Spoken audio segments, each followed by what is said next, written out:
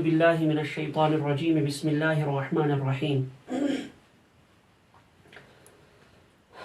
آج ہمارا سبق ہے رکوع نمبر 2 سے آگے۔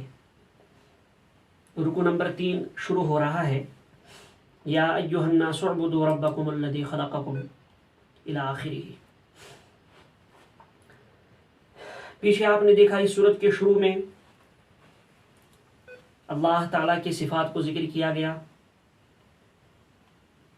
یعنی سورہ فاتحہ کے شروع میں۔ اس کے بعد سورہ فاتحہ کے آخر میں جو بندے نے دعا مانگی تھی اس دعا کا جواب دیا گیا، اس درخواست کا جواب دیا گیا سورہ بقرہ کے شروع میں۔ پھر خاص طور سے ابھی تک کے مضمون میں آپ نے دیکھا تھا کہ 3 گروہوں کا تذکرہ ہوا۔ پہلا گروہ ایمان والوں کا تھا، ان کا تذکرہ ہوا۔ دوسرا گروہ کفار کا تھا، ان کا تذکرہ ہوا۔ اور تیسرا گروہ منافقین کا، ان لوگوں کا تذکرہ ہوا۔ تو ان 3 گروہوں کا تذکرہ بطور خاص ہوا۔ پھر پچھلے سبق میں جو ہم نے پیچھے 2-3 آیتیں پڑھی ان میں خاص طور سے منافقین کے احوال کو ذکر کیا گیا، ان کی مثال پیش کی گئی۔ اب یہاں سے سب سے پہلے قرآن کریم کے بنیادی مضامین یعنی توحید اور رسالت کو ذکر کیا جا رہا ہے۔ آج ہمارا سبق جہاں سے شروع ہو رہا ہے، پہلی 2 آیتیں تو توحید سے متعلق ہیں، اس کے بعد نبی کریم صلی اللہ علیہ وآلہ وسلم کی رسالت کے سلسلے میں دلائل ہیں۔ آپ صلی اللہ علیہ وآلہ وسلم کی رسالت کو ثابت کیا گیا۔ پھر آگے چل کر مشرکین کے جو اعتراضات تھے، ان کی جو باتیں تھیں، ان کے اعتراضات کا جواب دیا گیا۔ تو پہلے ہم ان چند آیات کی تلاوت کرتے ہیں۔ اعوذ باللہ من الشیطان الرجیم بسم اللہ الرحمن الرحیم۔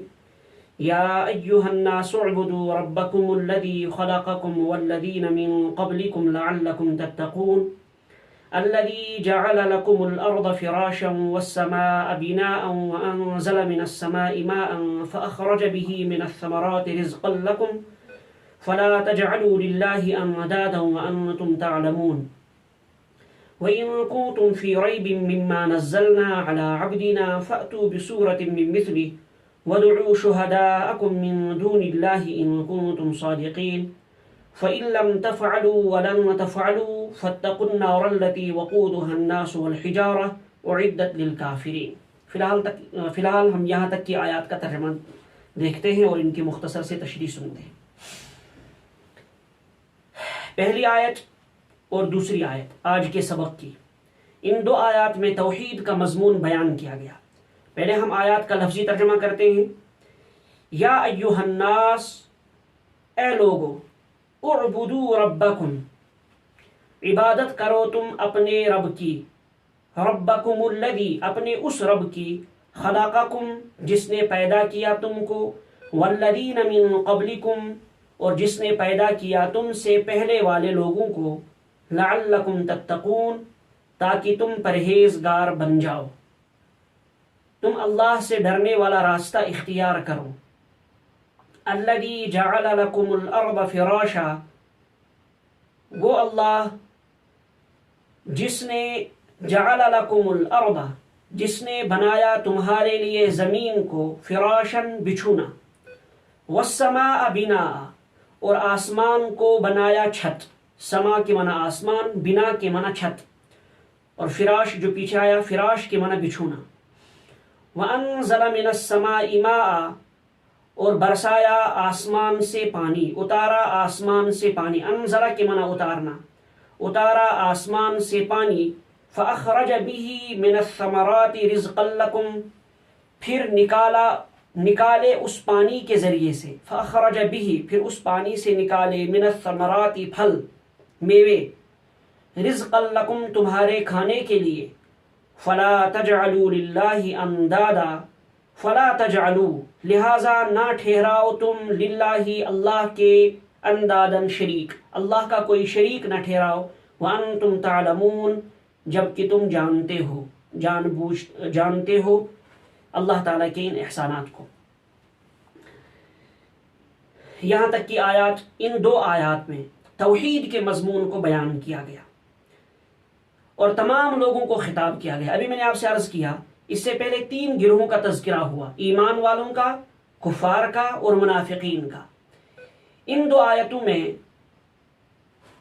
تمام لوگوں کو مخاطب بنایا گیا، وہ کسی بھی طبقے سے تعلق رکھتے ہوں، انہیں توحید کی دعوت دی گئی کہ اے لوگو اللہ ہی کی عبادت کرو، اور پھر اللہ تعالیٰ نے اپنے کچھ احسانات کو، اپنے کچھ صفات کو ذکر کیا۔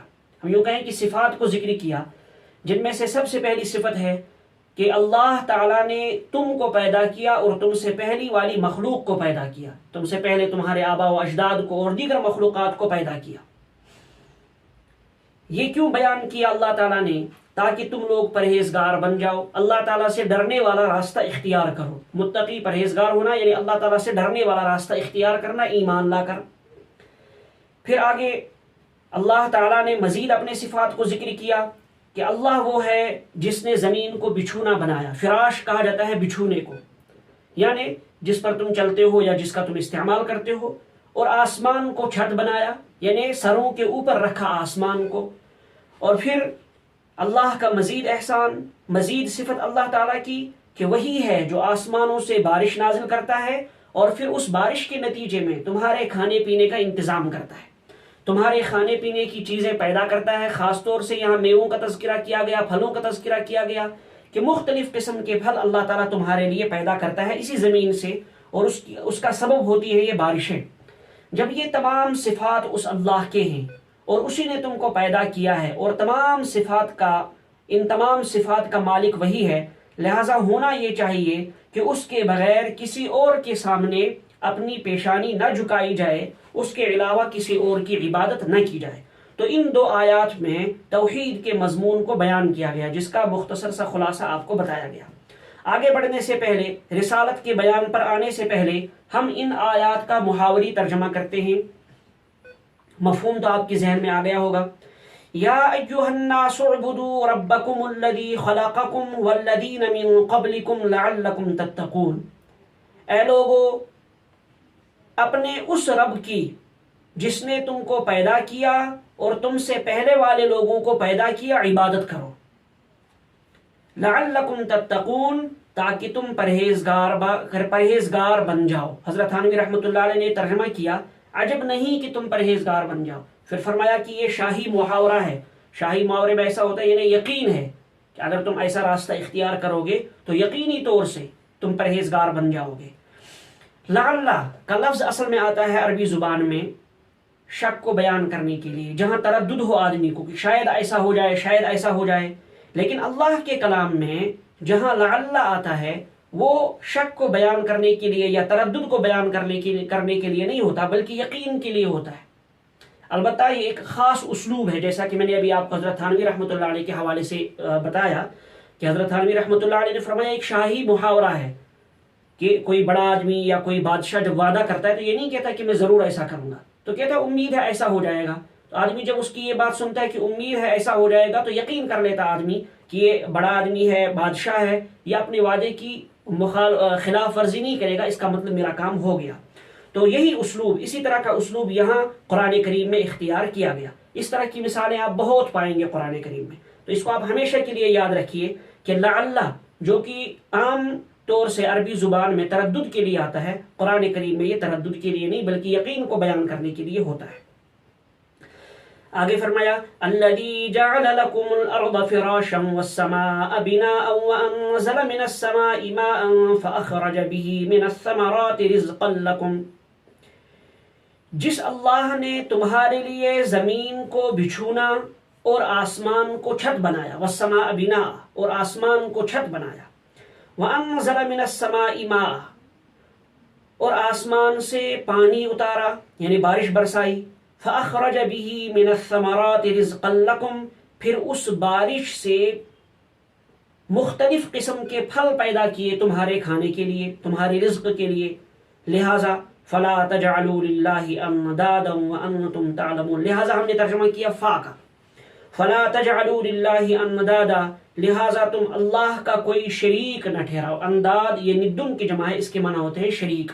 اللہ تعالیٰ کا کوئی ساجھی اور شریک نہ ٹھہراؤ اس کا کوئی مقابل نہ بناؤ وانتم تعلمون جبکہ تم یہ ساری باتیں جانتے ہو، یعنی تمہیں معلوم ہے کہ یہ سب کچھ کیا ہوا اللہ تعالیٰ کا ہے، ان تمام صفات کا مالک صرف اور صرف اللہ ہے، یہ تمام باتیں صرف اللہ ہی کے شایان نشان ہیں، تو یہ سب کچھ جاننے بوجھنے کے باوجود پھر تم شرک میں مبتلا نہ ہو، اللہ کے ساتھ کسی کو شریک نہ ٹھہراؤ۔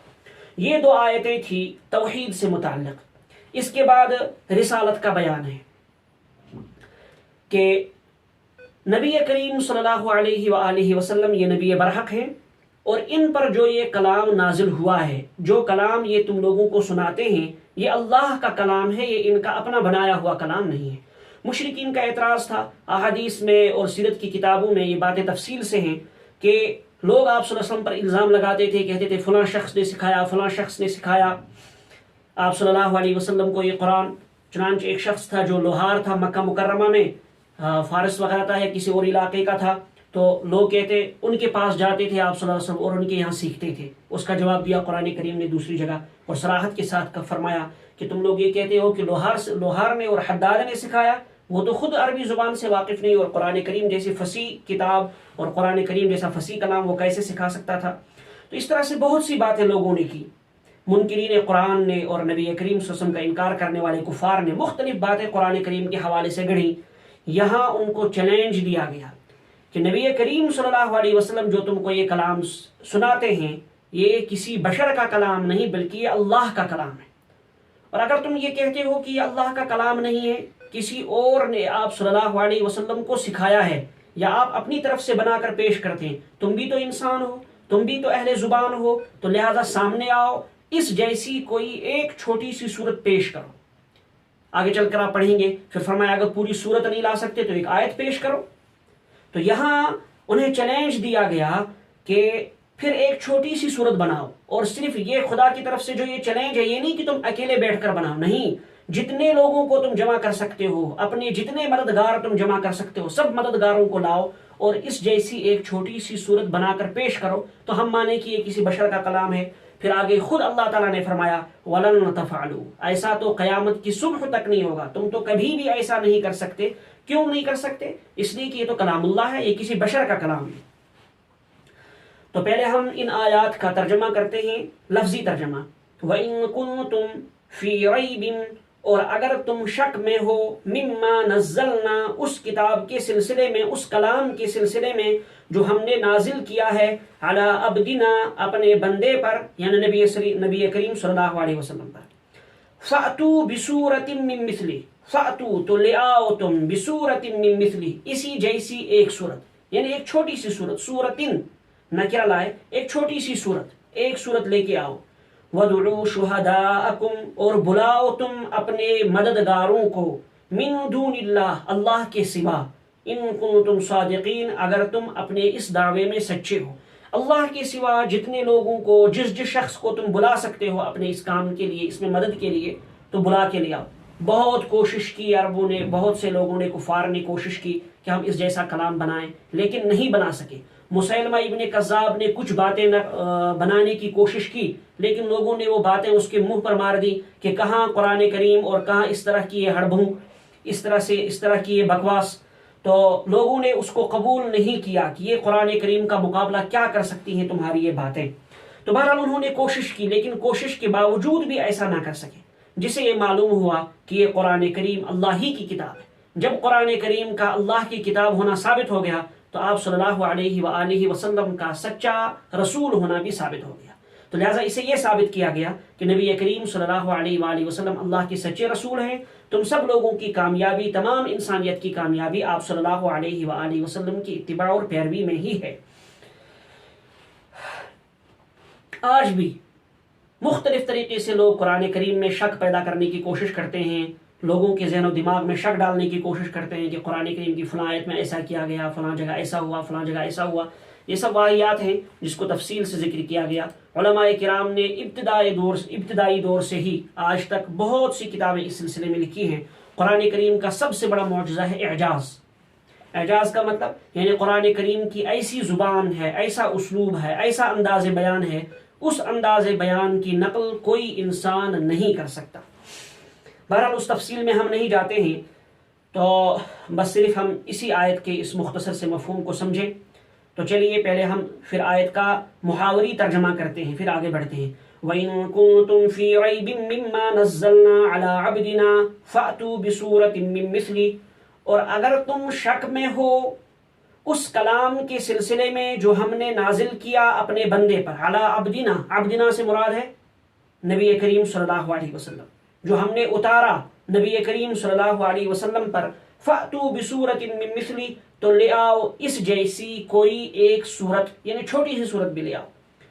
وَادْعُوا شُهَدَاءَكُم مِّن دُونِ اللَّهِ، اور بلاؤ تم اپنے مددگاروں کو اللہ کے علاوہ، اللہ کے سوا، اللہ کے سوا جتنے بھی تمہارے مددگار ہو سکتے ہیں سب کو بلاؤ، اپنے اس کام میں شریک کرو. ان کنتم صادقین، اگر تم اپنے اس دعوے میں سچے ہو. لیکن وہ ایسا نہیں کر سکے. خود قرآن کریم نے آگے فرمایا کہ وہ ہرگز بھی ایسا نہ کر سکے اور نہ کر سکیں گے. حالانکہ ان میں بڑے بڑے شعراء موجود تھے، اہل زبان موجود تھے، لیکن قرآن کریم کا مقابلہ نہیں کر سکے. فَإِن لَّمْ تَفْعَلُوا وَلَن تَفْعَلُوا فَاتَّقُوا النَّارَ الَّتِي وَقُودُهَا النَّاسُ وَالْحِجَارَةُ أُعِدَّتْ لِلْكَافِرِينَ. فَإِن لَّمْ تَفْعَلُوا، اور اگر تم سے ایسا نہ ہو سکے، تم ایسا نہ کر سکو. پھر خود قرآن نے فرمایا وَلَن تَفْعَلُوا، اور تم ہرگز ایسا نہیں کر سکتے، یعنی قرآن کریم جیسی ایک صورت یا ایک آیت بھی پیش نہیں کر سکتے. لہٰذا اب تمہارا کیا کام ہے؟ اب تم عناد اور ہڑ دھرمی کے راستے کو چھوڑو اور نبی کریم صلی اللہ علیہ وآلہ وسلم کے لائے ہوئے پیغام کو قبول کرو، دل و جان سے اس کو قبول کرو اور اپنے آپ کو جہنم کی آگ سے بچاؤ. فرمایا فَاتَّقُوا النَّارَ الَّتِي وَقُودُهَا النَّاسُ وَالْحِجَارَةُ فَاتَّقُوا النَّارَ الَّتِي، تو پھر بچو اس آگ سے، وقودها الناس، جس کا ایندھن ہوں گے لوگ، والحجارت، اور پتھر، اعدت للکافرین، جو تیار کی گئی ہے کفار کے لیے، اللہ کا انکار کرنے والوں کے لیے.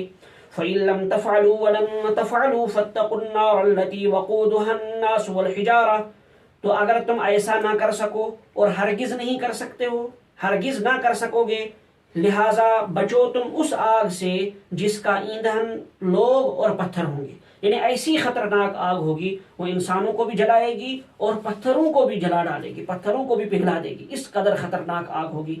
تو فرمایا جب تم قرآن کا مقابلہ نہیں کر سکتے اور یہ بات ثابت ہو گئی کہ یہ اللہ کا کلام ہے، لہٰذا اس کے بعد کیا ضرورت ہے تعنت کی، کیا ضرورت ہے ہڑ درمی کی، کیا ضرورت ہے پھر وہ اپنی ناک بچانے کی، اپنی جھوٹی عزت کو بچائے رکھنے کی.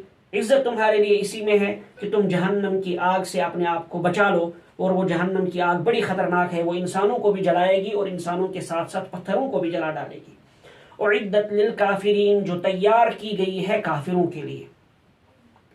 یہاں تک تو رسالت کا بیان ہوا. ان دو آیات میں نبی کریم صلی اللہ علیہ وآلہ وسلم کی رسالت کو ثابت کیا گیا، اور نبی کریم صلی اللہ علیہ وآلہ وسلم کی رسالت پر جو سب سے بڑی دلیل ہے، یعنی قرآن کریم، آپ صلی اللہ علیہ وسلم کا سب سے بڑا معجزہ جو ہے یعنی قرآن کریم، اس قرآن کریم کے حق ہونے پر اور اللہ کی کتاب ہونے پر دلیل پیش کی گئی. آگے فرمایا وَبَشِّرِ الَّذِينَ آمَنُوا، پیچھے تو ذکر ہوا کہ یہ جہنم تیار کی گئی ہے کافروں کے لیے، تو کافروں کا تذکرہ ہوا. قرآن کریم میں آپ تقریباً ہر جگہ یہ اسلوب دیکھیں گے کہ جہاں کفار کا تذکرہ ہوا وہاں ضرور ایمان والوں کا تذکرہ ہوا، جہاں ایمان والوں کا تذکرہ ہوا وہاں ضرور کفار کا تذکرہ کیا گیا. اسی طرح سے جنت اور جہنم کا تذکرہ بھی تقریباً ہر جگہ قرآن کریم نے ایک ساتھ کیا ہے. یہاں چونکہ پیچھے جہنم کا تذکرہ آیا اور کفار کا تذکرہ آیا، آگے ایمان والوں کا اور جنت کا اور جنت کی نعمتوں کا تذکرہ ہو رہا ہے. بس آخری آیت ہے، اسی پر ہم اپنے کلام کو مکمل کریں گے آج کی اس گفتگو کو. فرمایا وَبَشِّرِ الَّذِينَ آمَنُوا، اور خوشخبری سنائیے آپ ان لوگوں کو جو ایمان لائے، وَعَمِلُوا الصَّالِحَاتِ، اور جنہوں نے نیک عمل کیے. ایمان بھی لائے اور ایمان کے ساتھ ساتھ پھر نیک اعمال کیے. کس چیز کی آپ خوشخبری دیجئے ان کو؟ اب مفعول کو ذکر کیا جا رہا ہے.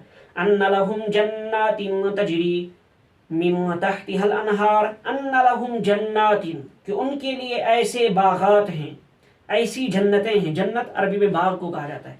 ایسی جنتیں ہیں، ایسے باغات ہیں، تجری من تحتها الانہار، جن کے نیچے سے نہریں چل رہی ہیں. کلما رزقوا منها من ثمرة رزقا، کلما رزقوا منها من ثمرة رزقا، جب بھی ان کو دیا جائے گا وہاں یعنی ان باغات میں، ان جنتوں میں کوئی پھل رزقن کھانے کے لیے. قالوا هذا الذي رزقنا من قبل، قالوا تو وہ کہیں گے هذا الذي یہ تو وہی ہے، رزقنا من قبل جو اسے پہلے ہم کو ملا تھا. وَأُتُوا بِهِ مُتَشَابِهًا اور دیے جائیں گے ان کو پھل ایک صورت کے. وَأُتُوا دیے جائیں گے ان کو بِهِ یعنی پھل متشابہہ ایک صورت کے. وَلَهُمْ فِيهَا أَزْوَاجٌ مُطَهَّرَةٌ وَلَهُمْ فِيهَا اور ہوں گی ان کے لیے اس میں ان جنتوں میں أَزْوَاجٌ مُطَهَّرَةٌ پاکیزہ عورتیں. وَهُمْ فِيهَا خَالِدُونَ اور یہ ہمیشہ ہمیش رہیں گے اس میں، ان جنتوں میں ہمیشہ ہمیش رہیں گے. یہ تو لفظی ترجمہ ہو گیا. یہاں ایمان والوں کے لیے اللہ کی طرف سے اس عظیم نعمت کا ذکر کیا گیا کہ مرنے کے بعد ایمان والے کامیاب ہی کامیاب ہیں. ان کے لیے اللہ تعالیٰ نے ہمیشہ کے لیے عیش و آرام رکھا ہے، ہمیشہ کے لیے ان کی آرام کی زندگی ہے. اس کے برعکس کفار کے لیے ہمیشہ ہمیش جہنم میں رہنا مقدر ہے. اب ایمان والوں کو جو جنتیں ملیں گی اس کی چند نعمتوں کا یہاں ذکر کیا گیا کہ وہ باغات ہوں گے، ان باغات کے نیچے سے نہریں چل رہی ہوں گی، اور ان جنتوں کے، اس جنت کے، ان باغات کے پھلوں کی ایک خاصیت یہ ہوگی کہ شکل و صورت کے اعتبار سے وہ بظاہر ایک جیسے دکھتے ہوں گے، لیکن جب آدمی اس کو کھائے گا، جب اس کو چکھے گا تو ذائقہ ان کا بالکل مختلف ہوگا. چنانچہ یہاں ان کا یہ قول ذکر کیا گیا جب ان کو پھل پیش کیے جائیں گے تو یہ کہیں گے یہ تو وہی پھل ہیں جو ابھی ہمیں دیے گئے تھے، شکل و صورت کے اعتبار سے تو یہ ایک ہیں، لیکن جب وہ کھائیں گے اسے تو اس کا ذائقہ بالکل مختلف ہوگا. ان کو ایک خاص قسم کی خوشی اور ایسا سرور محسوس ہوگا جس کو الفاظ میں بیان نہیں کیا جا سکتا. پھر فرمایا ان کے لیے وہاں پاکیزہ عورتیں ہوں گی. بس اب ہم چلتے ہیں اس آیت کا محاوری ترجمہ کرتے اور اپنا آج کی گفتگو مکمل کرتے ہیں. وَبَشِّرِ الَّذِينَ آمَنُوا وَعَمِلُوا الصَّالِحَاتِ أَنَّ لَهُمْ جَنَّاتٍ تَجْرِي مِن تَحْتِهَا الْأَنْهَارُ اور خوشخبری سنائیے آپ ان لوگوں کو جو ایمان لائے اور جنہوں نے نیک اعمال کیے، اس بات کی کہ ان کے لیے ایسے باغات ہیں جن کے نیچے سے نہریں چل رہی ہوں گی. جنات تجری من تحتها الانہار جن کے نیچے سے نہریں چل رہی ہوں گی. کلما رزقوا منها من ثمرۃ الرزق جب بھی ان کو کوئی پھل دیا جائے گا ان باغات میں کھانے کے لیے. قالوا هذا الذي رزقنا من قبل تو کہیں گے یہ تو وہی ہے جو ہمیں اسے پہلے ملا تھا، جو ہمیں اسے پہلے دیا گیا تھا. وَأُتُوا بِهِ مُتَشَابِهًا اور ان کو وہاں ایک جیسی صورت کے پھل دیے جائیں گے. یعنی پھل تو ہر قسم کے ہوں گے، البتہ مثلا آم پیش کیا گیا یا کوئی خاص پھل پیش کیا گیا، اسی جیسا پھل، وہی پھل اسی شکل و صورت کا ہوگا، دوبارہ ان کو پیش کیا جائے گا جب وہ دوسری مرتبہ مانگیں گے، لیکن اس کا ذائقہ بالکل مختلف ہوگا. وَلَهُمْ فِيهَا أَزْوَاجٌ مُطَهَّرَةٌ وَهُمْ فِيهَا خَالِدُونَ اور ان کے لیے اس میں پاکیزہ بیویاں ہوں گی، اور ان کے لیے خوشی کی بات یہ ہے کہ یہ ہمیشہ ہمیش رہیں گے ان جنتوں میں. بس سبحان اللہ و بحمدہ، سبحانک اللہم و بحمدک، ونشہد ان لا الہ الا انت، ونستغفرک ونتوب الیک.